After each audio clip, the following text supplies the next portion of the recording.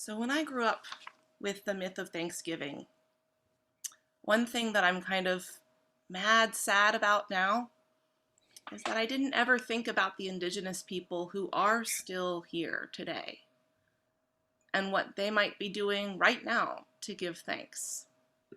What I might have to learn from their practices of gratitude, and more than that, by a worldview that is so different from the one that I inherited from my beloved ancestors. I know that I carry a piece of truth and meaning with me, but that there's so much more out there. And so I'm sad and mad sometimes that some of the history that I grew up with stopped me from being able to experience the world more fully.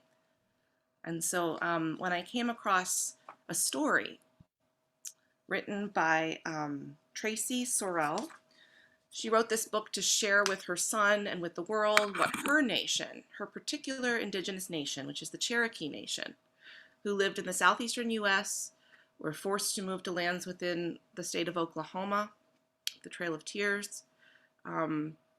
She wrote this book to share with the world and with her son that she and the Cherokee Nation are here right now, don't only exist in myths of the past, but also in the present. And one thing I love about the book I'm about to share is that this grief and gratitude Reverend Israel was talking about are woven together, all in part of the same thing, in this exploration of thanksgiving. So as we allow our eyes to move over the illustrations, the beauty of the illustrations on this page, which were drawn by the artist from many visits to the Cherokee Nation with the author, I invite you to allow this idea of inherent worth and dignity to come through your eyes and into your body, and to learn from expressions of gratitude within. And for any kids who are listening, you might spot an pileated woodpecker, which lives in the woods of the eastern U.S., including in what is now the Cherokee lands. And so even though this is not a book from the Wampanoag people, in the myth of the original Thanksgiving, it is still one celebration of everyday Thanksgiving. We are grateful. Otsaliheliga.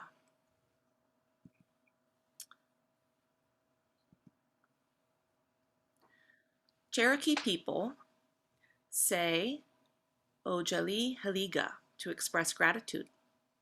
It is a reminder to celebrate our blessings and reflect on struggles, daily, throughout the year, and across the seasons. When cool breezes blow and leaves fall, we say Otsaliheliga.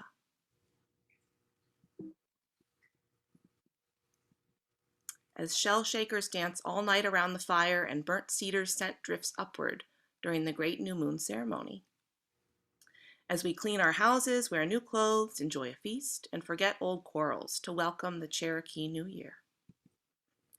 While we collect buckbrush and honeysuckle to weave baskets to remember our ancestors who suffered hardship and loss on the Trail of Tears. And have hope as our Elisi, grandma, cradles the newest member of the family and reveals his Cherokee name. Gola, winter. As bears sleep deep and snow blankets the ground, we say Otsaliheliga, while elders share stories and we savor buttery bean bread and steamy hominy soup. When we feed our animal and bird friends, as older children teach the younger ones how to make corn husk dolls and play cane flutes, while we gather to remember an uncle who has passed on. As men cuddle babies and sing traditional lullabies in Jaligi, Cherokee. Gogegi, spring.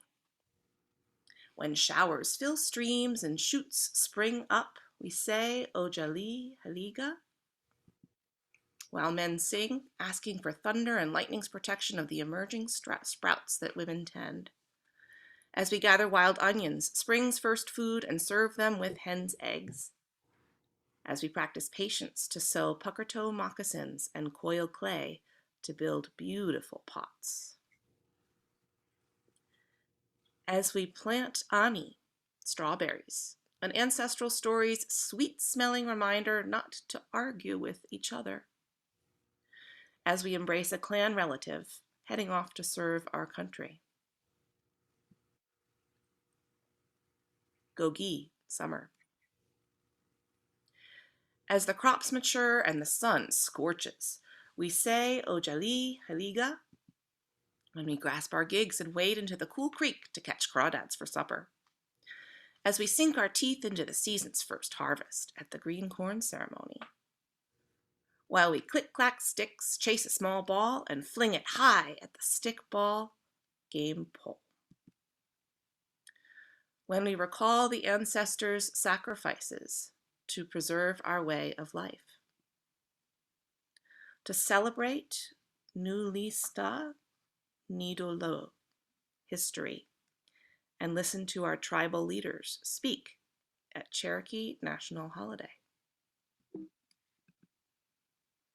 Every day, every season, Otsaliheliga, we are grateful.